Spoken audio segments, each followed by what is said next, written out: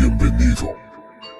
Baja conmigo al abismo y déjate envolver por el miedo. Te habla el Magista. Era el año 2019.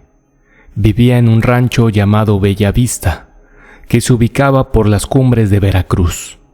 Ahí había crecido. La vida cuando era niño no fue fácil, pues muchas veces mi padre no tenía ni siquiera para darnos de comer. Tenía 8 hermanos. En ese entonces era normal tener esa cantidad de hijos, aunque ahora ya está mal visto, incluso en mi rancho. Bellavista es un lugar hermoso, lleno de vegetación, de árboles que en el día lucen majestuosos, pero por la noche la verdad daban miedo. El sonido de las hojas moviéndose daba la impresión de que en el lugar estaba lleno de personas susurrando, y hasta podía decir que gente lamentándose. Mi madre murió cuando yo tenía 6 años, porque en aquella época era difícil ir al doctor porque quedaba lejos, y tampoco era posible comprar todas las medicinas para estar bien. Mi padre ahora nos cuenta que mi mamá dijo que sabía que moriría por ser pobre. Esa época fue muy complicada y triste para mis hermanos y para mí. Tenía 6 hermanos hombres y 2 hermanas mujeres. Mi padre trabajaba y mi abuela Eustolia era quien nos cuidaba. Ella era una mujer muy enojona y no nos tenía mucha compasión, a pesar de que habíamos perdido a mi madre. De hecho, hasta nos culpaba por su muerte. A veces podía ser muy cruel con nosotros. Mi única felicidad era mi padre y también mis hermanos. Con el que mejor me llevaba era Beto, quien me llevaba por 2 años nada más. La mayor parte del tiempo salíamos a jugar solo él y yo, pero cuando mi abuela se iba a comprar huevos con la vecina, aprovechábamos para jugar todos juntos. Bueno, solo los hombres, porque las niñas jugaban aparte. Mi abuela nos ponía a cuidar a los animales del campo, a ir por el maíz para las tortillas, al molino y cosas bastante pesadas para niños de mi edad. A mi hermano Beto le tocaba cuidar los borregos a las 6 de la tarde más o menos, y llevarlos a casa como a eso de las 7 de la noche. Lo acompañaba nuestra mascota Tommy, un pequeño perro mestizo. Era negro, su pelo era liso y era muy travieso. Hubo una época en la que recuerdo que Beto llegaba a la casa corriendo y gritando. Decía que había visto a una mujer desnuda levitando en el campo, entre los árboles. A mí me daba mucho miedo, porque sabía que no mentía. Era un niño y no tenía por qué hacerlo. Además llegaba sudado, temblado y muy asustado. Me contaba que mientras estaba sentado cuidando a los borregos, de repente Tommy, nuestro perrito, comenzaba a aullar y hasta se orinaba del miedo. Entonces, cuando Beto volteaba hacia donde estaba viendo el perro, se daba cuenta de que había una mujer, completamente desnuda, levitando en medio de los árboles. Decía que la mujer tenía sus ojos puestos sobre él y que tenía la sensación de que si no corría, esa mujer lo atraparía. Mi abuela lo regañaba y le pegaba con un cable cuando hacía eso, pues decía que no podía dejar a los animales sin vigilancia, porque podrían robárselos. Así que me mandaba a mí o a alguno de mis hermanos a ir por los borregos, pero nadie quería ir hacia allá porque teníamos mucho miedo. No queríamos ver a esa mujer. Entonces decidíamos ir los 5 hermanos hombres por estos borregos para que la abuela no descargara su enojo con nosotros, pegándonos también. Cuando llegábamos al lugar no había nada. De hecho, el ambiente se sentía bastante normal, pero ya a las 7 oscurecía y a nadie le gustaba estar lejos de casa cuando esto sucedía. Fueron muchas ocasiones en las que eso sucedió. Nadie entendía el porqué y nadie más que Beto había visto a aquella mujer. Pasaron los años y varias veces se repitió aquel suceso. Pero la vida era mejor. Mi padre había conseguido un mejor trabajo y ya nos alcanzaba para nuestras 3 comidas al día, aunque eso significara ver a mi papá cada semana y tener que aguantar los malos tratos de mi abuela. Así fueron los próximos 3 años, todo estaba tranquilo, hasta que cumplí 15 cuando todo empeoró. Mi padre se enfermó de gravedad y tuvimos que llevarlo al hospital. Pedimos prestado a un vecino para poder pagar la consulta, pero ahí nos dijeron que debían operarlo si queríamos que se salvara. No sabíamos qué hacer. La operación era sumamente cara y era imposible que consiguiéramos el dinero. Éramos muy pobres. Pasaban los días y no sabíamos qué hacer. Teníamos a mi padre en casa, lo cuidábamos y hacíamos todo lo que podíamos hacer para que no sufriera. Pero era una tortura verlo así. Mi abuela trató de juntar dinero con los vecinos, pero lo que recaudó no alcanzaba para la operación. Además, mi padre era el hombre de la casa, quien trabajaba y solventaba los gastos. Así que todo estaba muy mal. Pero un día Beto me dijo que debía ir al campo a resolver unas cosas, y la verdad yo no le tomé importancia.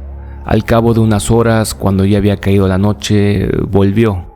Nos dijo que preparáramos a mi padre, que lo llevaríamos al hospital para que al día siguiente lo operaran. Todos estábamos sorprendidos y le preguntamos que si había conseguido el dinero, y él dijo que sí.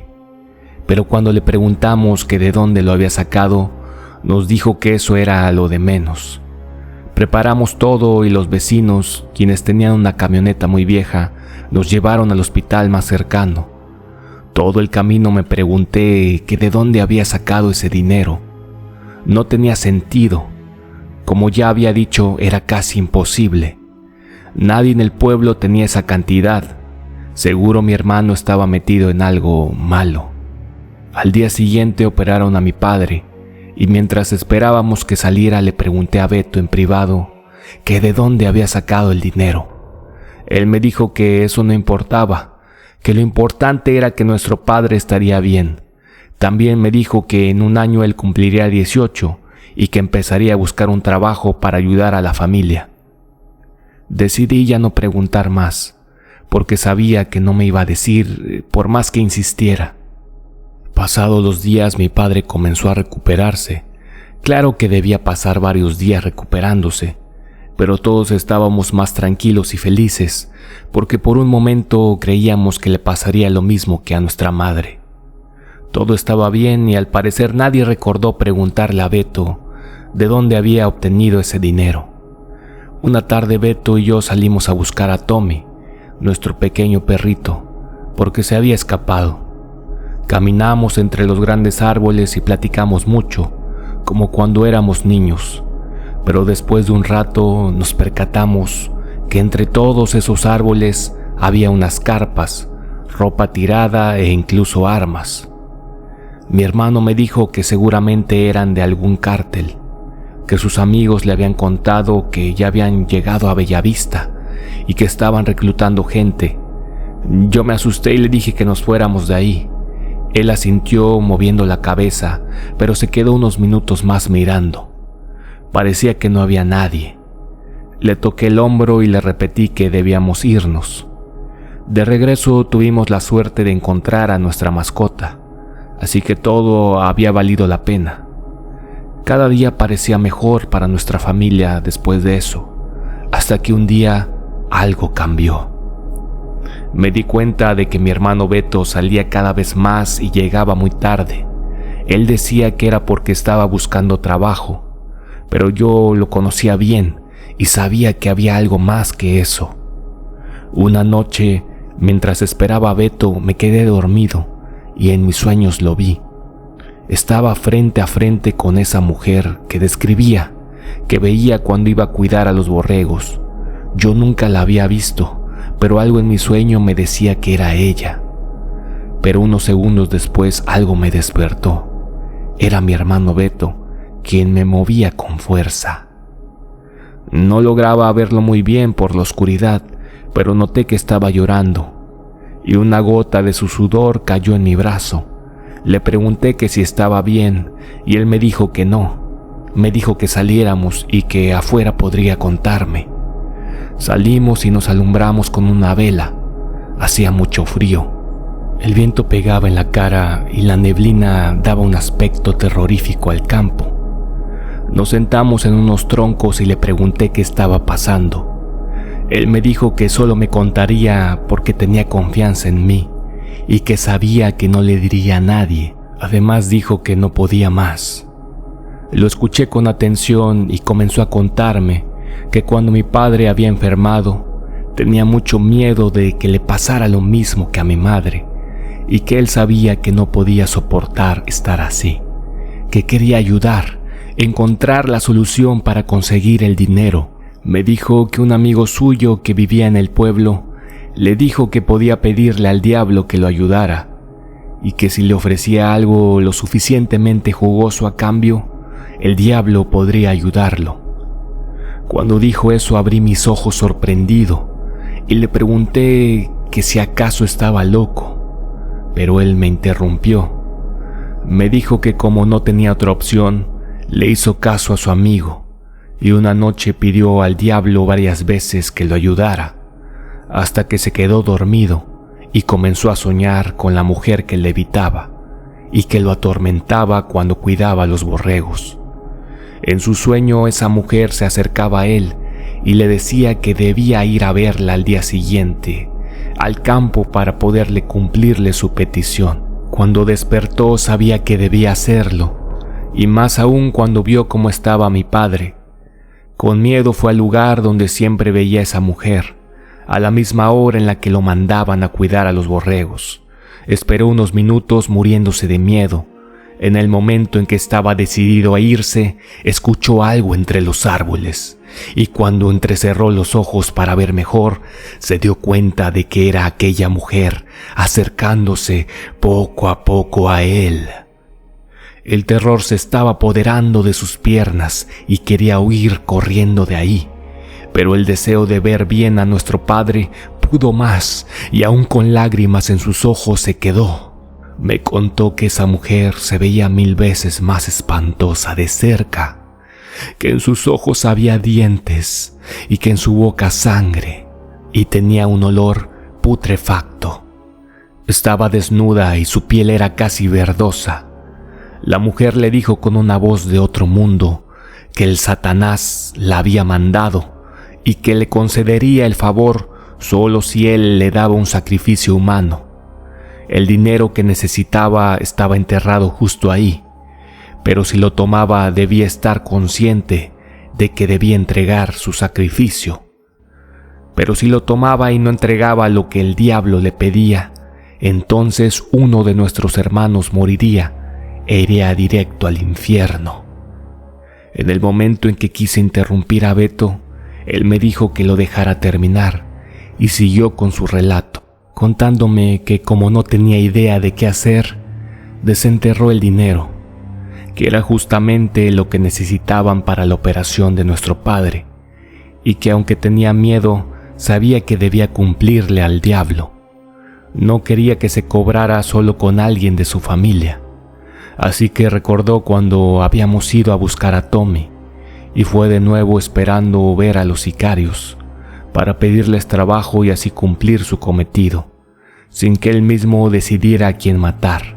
Esas personas le dieron el trabajo y le dijeron que debía matar al dueño de una miscelánea de la ciudad, porque no había querido pagar derecho de piso. Beto estaba decidido a hacerlo, sabía que no tenía opción. Pero cuando estuvo frente a frente con esa persona, se dio cuenta de que le iba a costar mucho. Llevaba una capucha que escondía su rostro, y con lágrimas en los ojos le dijo al señor que él no quería hacerlo, pero que no tenía opción, y lo llevó hasta una de sus bodegas y lo mató, mientras todos sus trabajadores escuchaban. En el momento en que mi hermano terminó la última palabra, le grité que si acaso estaba loco, era imposible que todo lo que me estaba contando fuera real, simplemente no podía creerlo. Mi hermano me abrazó y comenzó a llorar, me dijo que lo sentía, pero que no tuvo opción. Era la única manera en la que el diablo no se llevaría a alguien de la familia. Viendo cómo se encontraba, le dije que no se preocupara, que solo debía dejar de ir con esas personas que lo mandaron a matar a ese pobre hombre y que haríamos como si nada hubiera pasado. Volveríamos a ser la familia feliz de antes. Quizás en el pasado no lo habíamos valorado, pero que en este momento nos hemos dado cuenta de que a pesar de ser pobres y tener a una abuela regañona, siempre habíamos sido niños felices. Beto me prometió no volver con aquellos sicarios y estar tranquilo en casa. Yo me encargaría de que nada de eso saliera a la luz. Nos fuimos a dormir después del abrazo y prometimos jamás mencionar nada. Estábamos más tranquilos, pero eso era porque no sabíamos qué pasaría después. Algo que incluso en el presente sigue repercutiendo en nuestras vidas. Fueron 2 semanas de paz, todo había vuelto a la normalidad, hasta que un día mi padre mandó a mi hermano a comprar maíz al centro del pueblo. Eran más o menos las 5 de la tarde. Pasó 1 hora y no volvía. Pasaron 2 y nada. Luego 4 y fue ahí cuando decidimos ir a buscarlo. Pero cuando llegamos a la tienda del centro, nos dijeron que Beto no había estado ahí. Me asusté y comencé a preguntar a los alrededores, pero nada. Mis hermanos, al verme tan preocupado, estaban totalmente confundidos. Me dijeron que me mantuviera tranquilo, que seguro Beto se había ido con algún amigo a jugar fútbol o algo así, pero yo no los escuchaba, solo pensaba en la mujer levitando en el campo, el pacto que mi hermano había hecho con Satanás y en el cártel que habitaba en Bellavista. Beto corría peligro y yo no quería que nada malo le sucediera. Como yo no sabía dónde buscar, regresé a casa con mi abuela. Y ella me dijo que probablemente Beto regresaría borracho o con una buena excusa. Parecía que no estaba preocupada, pero en la noche la escuché orar por él. Pasó toda la noche y Beto no llegó. Para ese momento yo ya pensaba lo peor y tenía mucho miedo. Me senté bajo un árbol lejos de casa y comencé a llorar. No era muy religioso, pero no encontraba otra opción. Así que comencé a pedir por mi hermano, pero mientras recitaba esas palabras, comencé a sentir un calor intenso en mi interior, y no era algo bueno. Paré la oración y después de pensar un buen rato, caminé hacia mi casa, esperando que cuando llegara, mi hermano ya estuviera ahí. Y lo que esperaba se hizo realidad, pues Beto estaba en la sala, siendo interrogado por la abuela, mi padre y mis hermanos. Solo escuché que dijo que estaba bien, que había encontrado a un viejo amigo y lo había invitado a su casa en la ciudad, y como le llegó la noche se tuvo que quedar.